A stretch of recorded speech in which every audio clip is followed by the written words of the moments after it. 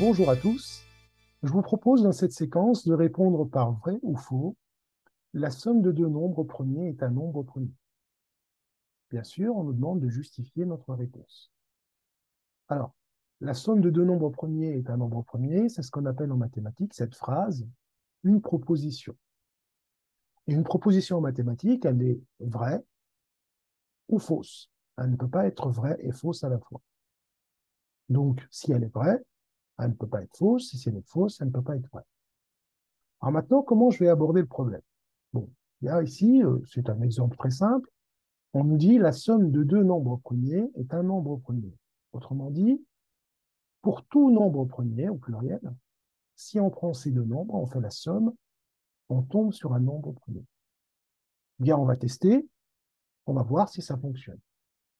Si ça ne fonctionne pas, bah, là, c'est vite clôturé, c'est faux, puisque il suffit de tomber sur un exemple où ça ne fonctionne pas, et là, on va déclarer cette proposition fausse.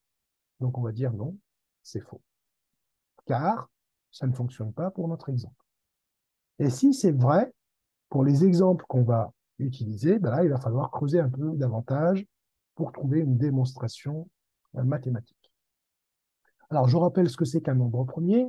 Ben, un nombre premier, c'est un nombre qui a uniquement deux diviseurs, un et lui-même. Donc, la liste des nombres premiers, vous la connaissez.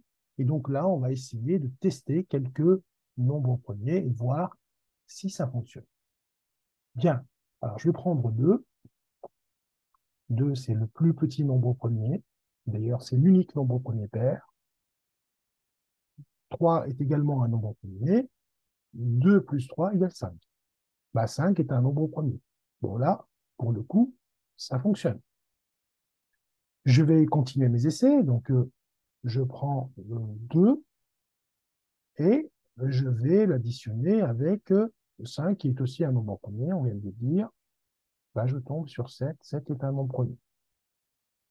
Bon, pour l'instant, je ne peux pas dire grand-chose, même si ça fonctionne pour ces nombres-là.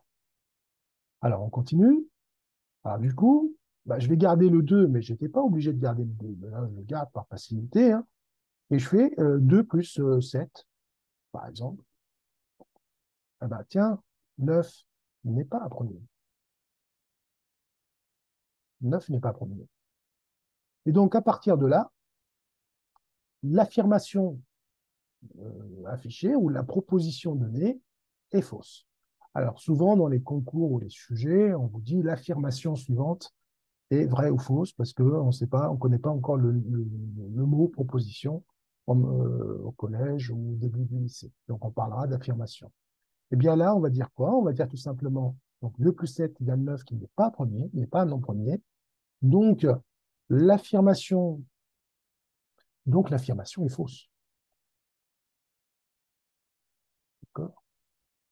On ne peut pas affirmer cette affirmation, si j'ose dire, pour tous les nombres premiers. Donc, l'affirmation donnée est fausse. Donc, on vient d'exhiber un exemple. On dit qu'on a répondu en citant, en donnant un contre-exemple. Voilà. Nous arrivons à la fin de cette séquence. Merci pour votre attention et très vite pour d'autres séquences. Au revoir.